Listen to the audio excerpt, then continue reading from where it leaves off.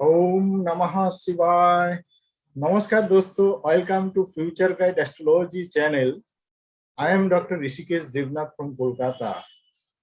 Specialities in medical and spiritual astrology.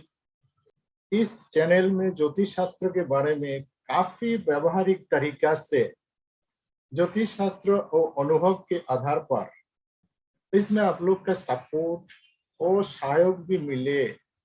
फिर भी आप लोग भलीभांति जानते ही है, ज्योतिष शास्त्र एक समुंदर है, बताना बहुत बाकी है। ज्योतिष एक विज्ञान भी है। वेस्टर्न दृष्टिकोण से astrology is a pseudo science. ज्योतिष एक विज्ञान की तरह है। अतः विज्ञान में समय के साथ साथ अपडेट हुए, परिवर्तन, संशोधन, परिवर्धन भी हुए। ऐसे ही ज्योतिष शास्त्र में भी अपडेट होना बहुत जरूरी है। प्राचीन मुनि ऋषियों से लेकर आप तक विद्वान व्यक्ति वर्गों को मेरा भावपूर्ण प्रणाम, जिन्होंने ज्योतिष शास्त्र को बहुत ही सरल व्यवहारिक तरीका से समझाया, बताया। मेरा मानना है कि इस शास्त्र में भी और रिसर्च का जरूरत है, एडुकेटेड रिसर्च स्कॉलर का जरूरत है। इस बात को ध्यान में रखते हुए आज एस्ट्रोलॉजी एडुकेशन चैनल में डॉक्टर अरुणा जानी जी गेस्ट के रूप में उपस्थित है। डॉक्टर अरुणा जानी जी मुंबई से हैं। कोई यूनिवर्सिटी का हायर डिग्री के साथ साथ उन्होंने एस्ट्रोलॉजी के अंदर पीएचडी डिग्री हासिल की। आश्चर्य की बात है, उन्होंने 80 इयर्स उम्र होने के बाद भी एस्ट्रोलॉजी के अंदर अभी तक रिसर्च कर रही हैं।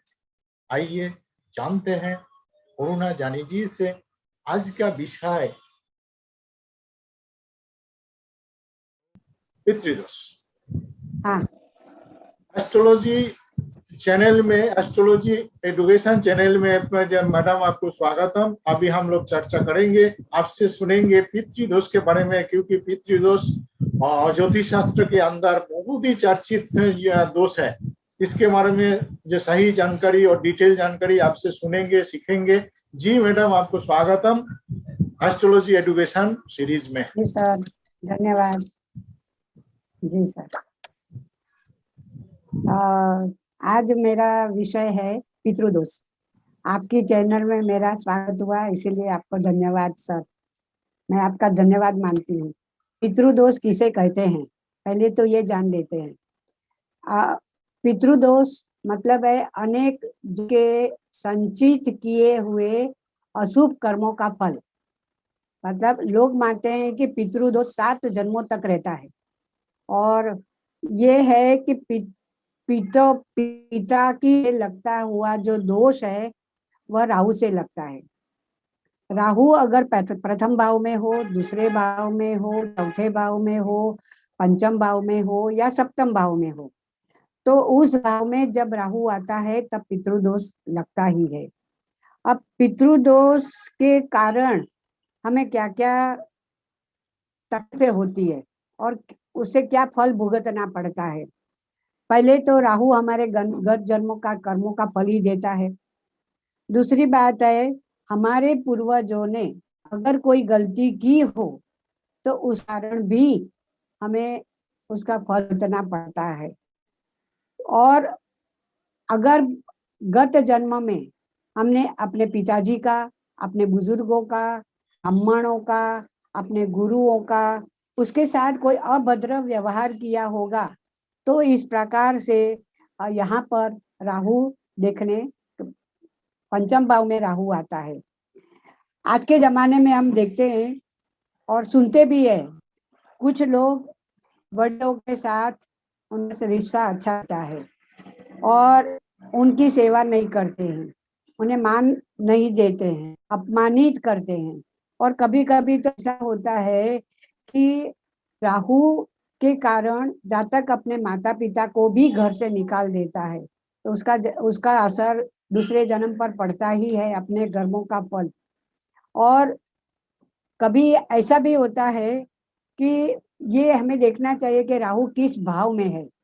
अगर पहले भाव में है तो क्योंकि पितृदोष मैंने जो भाव बताए उसी के अनुसार, अगर प्रथम भाव में है तो स्वास्थ्य का प्रॉब्लम होता है, दूसरे भाव में हो तो धन और परिवार के साथ संबंध रहता है या इस स्थान का, तो वहां तकलीफ होती है। अगर चतुर्थ भाव में हो तो माता ससुर है और शिक्षा है, या तो स्थावर जंगम मिल्कत है के बारे में तकलीफ आ जाती है। पंचम भाव है तो या तो प्रेम में निष्फलता मिलती है, या तो प्रेम में धोखा खा जाते हैं और संतानों से तकलीफ होती है।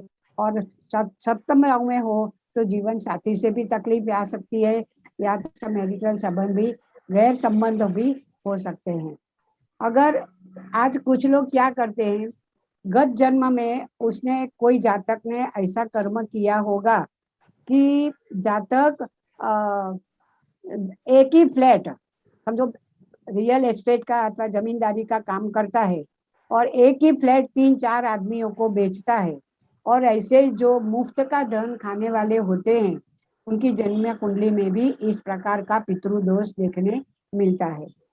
उसके बाद शहरों में हम देखते हैं कि जो घर में कोई एक संतान ऐसी है तो उसके साथ पक्षपात किया जाता है, ये अच्छा है, ये बुरा है, उसे धन मिलेगा, इसे नहीं मिलेगा, ये भी पितृदोष में आ जाता है।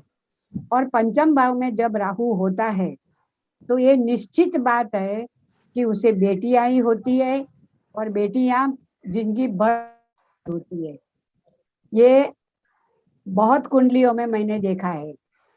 और अगर पितृदोष क्यों आता है, अगर घर में किसी सदस्य अपमृत्यु हो गई हो और दुर्घटना हो गई हो, आत्महत्या की हो, या तो घर की स्त्रियों को सुख न दिया हो और किसी ने विष पीकर भी हत्या कर ली हो, या तो किसी को फांसी की सजा हो, उसका मतलब ये हो गया कि उसने जो अल्प आयु में उनकी मृत्यु हो गई, तो उसकी जो कामनाएं हैं, इच्छाएं हैं, वो अपूर्ण रह जाती है, और इस इच्छाओं को पूर्ण करने के लिए पितृदोष आता है।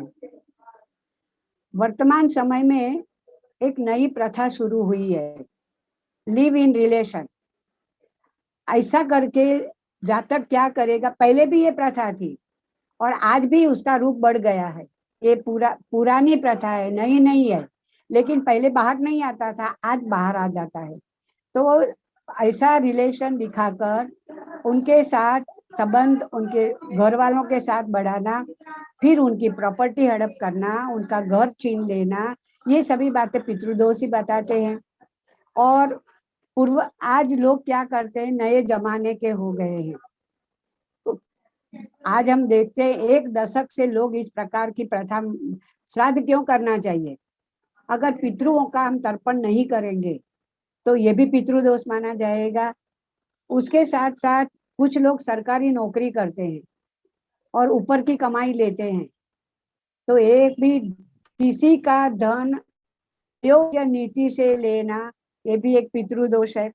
और कुछ लोग ऐसा भी करते हैं कि जिन्हें संतान नहीं होती है तो दत्तक संतान बन जाते हैं, और दत्तक संतान बनकर उनकी प्रॉपर्टी संपत्ति प्राप्त करना, ये सभी प्रकार पितृदोष के ही लक्षण है। अगर दूसरे भाव में राहु आता है तो मैंने अभी बताया कि धन के कारण अगर उसकी अपमृत्यु हुई है और घर में किसी स्वजन की मृत्यु धन के कारण हुई है, या तो वडील की मृत्यु, बुजुर्ग की मृत्यु धन के कारण हुई है, इसलिए दूसरे घर में राहु आता है, पितृदोष आता है। मैडम 1 मिनट मैडम, आपको हाँ बोलिए। जो पितृदोष के लिए मैक्सिमम जो प्लैनेट है राहु कारक है ना, राहु को ज्यादातर माना जाएगा इसमें।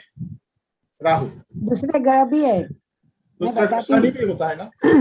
हाँ, राहु सूर्य के साथ संबंध करता है तो पिता से दोष लगता है, शनि के केतु के जो हो जाता है, शनि रवि एक साथ हो जाता है। हाँ, शनि और सूर्य, शनि और राहु, कोई मेलेफिक शनि और केतु, शनि और केतु। हाँ, तो इस प्रकार के दोष लग जाए, जिस स्थान में हो उस स्थान का फल नहीं मिलता है ये। अच्छा, और वो भी अगर सुनिए। द्वितीय भाव में अगर, तो मैंने अभी बताया दुर्घटना के कारण अगर किसी की धन प्राप्ति की आशा रह गई हो तो वहां पर ये राहु आता है। चतुर्थ स्थान में राहु आता है तो गत जन्म में माता के साथ उसके रिश्ते अच्छे नहीं होंगे, या तो माता के साथ कोई दुर्व्यवहार किया होगा, अभद्र भाषा का प्रयोग किया होगा, तो वहां पर राहु आता है, ये पितृदोष कहलाता है। सप्तम भाव में पितृदोष इसीलिए लगता है कि गत जन्म में परस्त्री के साथ अपने रिलेशन संबंध रखे होंगे, तो उसे अथवा उसके साथ धोखा किया होगा, उसके साथ दगा किया होगा, अभद्र व्यवहार किया होगा, तो सप्तम भाव में आता है। और पंचम स्थान में तो जब राहु आता है तो संतति के कारण या तो प्रेम में किसी को धोखा देना और किसी के अभद्र व्यवहार करना, उसी के कारण पंचम भाव में आता है। राहु चंद्र और शुक्र की युति होती है तो प्रेत बाधा होती है। प्रेत बाधा हम चतुर्थ भाव से देखते हैं, तो राहु चंद्र और शुक्र तीनों की युति हो तो प्रेत बाधा होती है।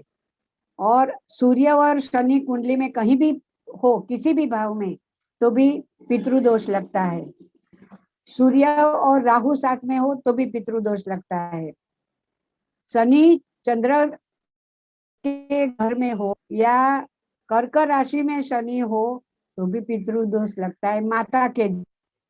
और कोई भी कुंडली में अगर लग्नेश कमजोर है और उसके साथ राहु या शनि की युति हो जाती है, ये भी एक पितृदोष लगता है। और अष्टम भाव में शनि सूर्य साथ में होते हैं तो ये शापित कुंडली मानी जाती है। अब पितृदोष हो तो घर में कौन कौन सी घटनाएं घटती है, तो एक तो नींद बराबर नहीं आती है और भयानक सपने आते हैं। राहु का मुंह बड़ा है और इसीलिए जो धन खर्च होता है ना बहुत बड़ा होता है। अगर घर में कोई स्वजन बीमार है तो उसके पीछे पूरा धन चला जाएगा। और यहाँ पर अगर जो हमेशा प्रथम पीढ़ी और दूसरी पीढ़ी, उन दोनों के बीच में हमेशा घर्षण होता है। घर में कोई भी मांगलिक प्रसंग आता है तो झगड़े होते रहते हैं और वो अशांति से वो प्रसंग होता नहीं है। व्यापार नौकरी में तकलीफें आती है, परिवार में बार बार वाद विवाद झगड़े होते हैं और या तो लग्न या संतान होने नहीं देते हैं। और राहु अगर इस प्रकार से पितृदोष हो तो उसके उपाय क्या है? ये उपाय है, पहले तो राहु का मतलब है नाग देवता, तो इसके लिए हमें शिवलिंग पर सोमवार को जल और कच्चे दूध का मिलाकर उसका अभिषेक करना चाहिए, क्योंकि राहु का मतलब है सांप। सांप शिव जी के गले में है, इसीलिए शिवलिंग पर अभिषेक करना चाहिए। दूसरी बात है ओम नमः शिवाय के जप करने चाहिए। तीसरी बात है अगर ज्यादा तकलीफ हो तो उसकी शांति करानी चाहिए पितृदोष की, और विष्णु सहस्त्र नाम का पाठ करना चाहिए। बहुत उपाय है उसके, काले वस्त्रों का दान करना चाहिए और शिवलिंग पर दूध और पानी के साथ साथ काले तिल ये भी चढ़ाने चाहिए। तो इस प्रकार पितृदोष का हम निवारण कर सकते हैं। जी ऋषिकेश जी। जैसे पितृदोष एक व्यक्ति का कैसे होता है, उसका जो लक्षण क्या होता है, उसका फलित क्या होता है और कैसे निवारण किया जाए, सब कुछ के बारे में जो अपना अनुभव और आपका नॉलेज और शास्त्र के बारे में सब कुछ एक साथ मिला के हम लोग को जो नॉलेज दिया है, बहुत ही ज्ञानपूर्ण चर्चा, बहुत ही ज्ञानपूर्ण नॉलेज रहा। ये एस्ट्रोलॉजी एडुकेशन सीरीज का मेरा ख्याल से तो बहुत ही ज्ञानवर्धक चर्चा आज हुआ है। फिर आपको बुलाएंगे, फिर आपको इनवाइट करेंगे, आपका ये है तो आप इस चैनल में फिर आइए।